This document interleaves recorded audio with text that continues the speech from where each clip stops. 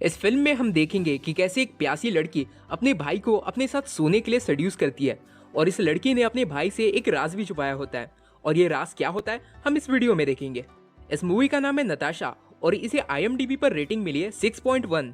Film की शुरुआत में हम देखते हैं मार्क को, जो 16 साल का होता है और अपने दोस्तों के साथ पार्टी करता है। पार्टी करने के बाद मार्क अपनी एक दोस्त के साथ इंटीमेट भी होने वाला होता है, पर वो लड़की उसे रोक देती है। यानी फिल्म की शुरुआत में ही बंदे का कट जाता है। इसके बाद मार्क सभी संस्कारी लड़कों की तरह घर जाकर पोर्न देखता है और रात में हिलाने के बाद सो जाता है। अगले दिन मार्क की मॉम उसे जगाती है और उसे बताती है कि उसके अंकल आज उन लोगों से मिलने आने वाले हैं। बाद में मार्क के अंकल अपनी होने वाली वाइफ जीना के साथ उनके घर पर आते हैं। जीना असल में रशिया से आती है। जब वो सब लोग एक साथ बैठकर लंच कर रहे होते हैं तब मार्क का ध्यान बार बार जीना के ब्रेस्ट पर ही जाता है। बाद में मार्क की सिस्टर मार्क को बताती है कि कैसे सबका ध्यान बार बार जीना के ब्रेस्ट पर ही जा रहा था। उसने आज बहुत रिवीलिंग कपड़े पहने थे, पता नहीं वो कैसे टाइप की औरत है। तभी उनकी मॉम वहां पर आती है और कहती है कि शायद ये रशिया का फैशन होगा, इसमें शायद जीना की कोई गलती नहीं और शायद रशिया की लड़कियां वैसी ही होती है।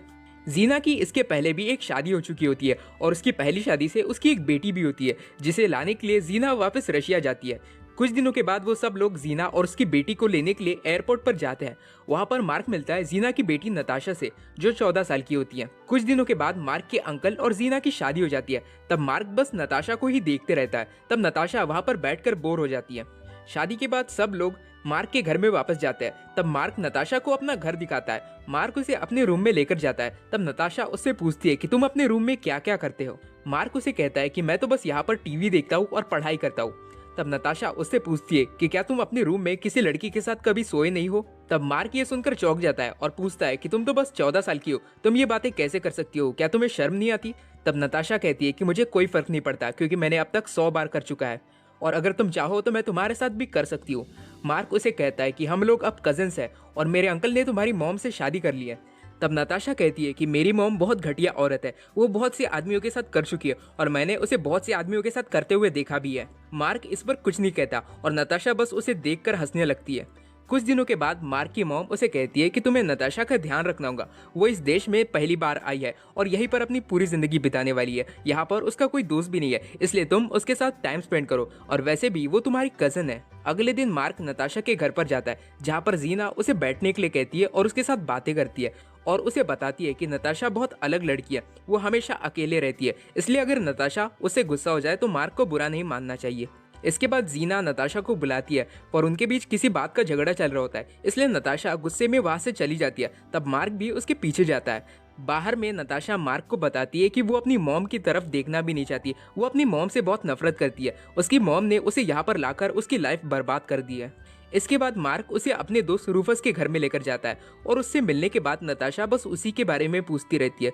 तब मार्क नताशा को बताता है कि रूफस अकेला रहता है क्योंकि उसके पेरेंट्स दूसरे देश में घूमने गए हैं। इसके बाद वो लोग एक साथ लंच करते हैं और म्यूजिक भी सुनते हैं। मार्क नताशा को उसके घर तक छोड़ देता है और नताशा उससे कहती है कि कल मैं तुम्हारे घर आऊंगी। फिर हम देखते हैं कि अगले दिन नताशा मार्क से मिलने पहुंच जाती है। वो लोग कुछ देर बैठकर बातें करते हैं और मार्क उसे बताता है कि वो कौन सी बुक पढ़ रहा है। इसके बाद वो लोग साइकिलिंग करने बाहर जाते हैं। फिर हम देखते हैं कि मार्क अपने दोस्तों के साथ मिलकर मैरिजुआना यानी कि गांजा बेचता है और इस बारे में नताशा को पता चल जाता है और वो उससे पूछती है कि क्या मैं भी थोड़ा सा मैरिजुआना स्मोक कर सकती हूँ। अगले दिन नताशा फिर से उसके घर पर जाती है।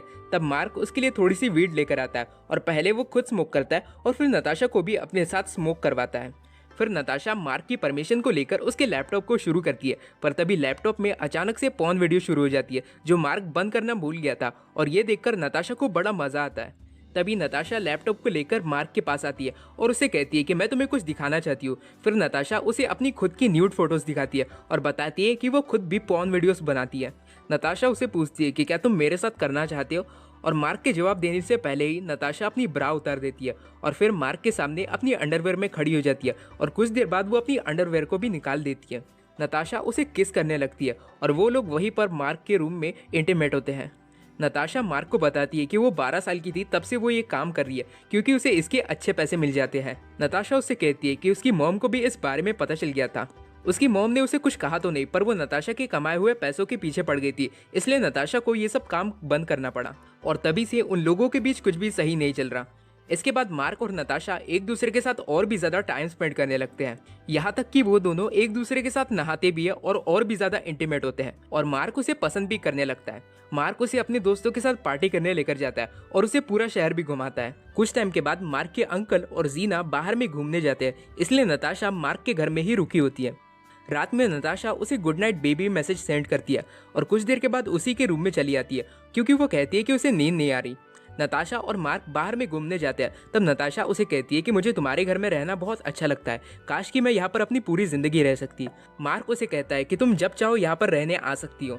नताशा उसे बताती है कि उसकी मॉम मार्क के अंकल को धोखा दे रही है और अभी भी उसका नताशा के डैड के साथ अफेयर चल रहा है। नताशा कहती है कि मैंने तुम्हारे अंकल को सब कुछ बता दिया, पर फिर भी तुम्हारे अंकल ने मुझ पर भरोसा नहीं किया और मेरी मॉम की झूठी बातों में आकर मुझे झूठा समझने लगे। इसके बाद जीना और मार्क के अंकल वापस आ जाते हैं और नताशा को अपने साथ चलने कहते हैं, पर नताशा उनके साथ नहीं जाती और कहती है कि मुझे यहीं पर रहना है, मुझे यहाँ अच्छा लगता है। तब जीना उससे कहती है कि मुझे पता है कि तुम्हें ये जगह क्यों पसंद है और मुझे ये भी पता है कि तुम इस लड़के के साथ क्या क्या करती हो। ये सुनते बराबर नताशा को बहुत गुस्सा आता है और वो जीना को मारने लगती है, मगर मार्क के डैड उसे रोक देते हैं। फिर नताशा को जीना के साथ वापस जाना ही पड़ता है। अगले दिन मार्क उससे मिलने जाता है, तब जीना उसे कहती है कि इसमें तुम्हारी कोई गलती नहीं, ये सब नताशा की गलती है। वो तो जवान आदमियों के साथ भी सोती है और तुम तो बस अभी छोटे बच्चे हो।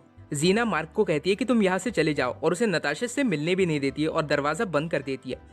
कुछ टाइम के बाद नताशा देर रात को मार्क के घर में अपना पूरा सामान लेकर पहुंच जाती है और उससे कहती है कि वो फ्लोरिडा के लिए निकलने वाली है और क्या मार्क भी उसके साथ चलना चाहेगा।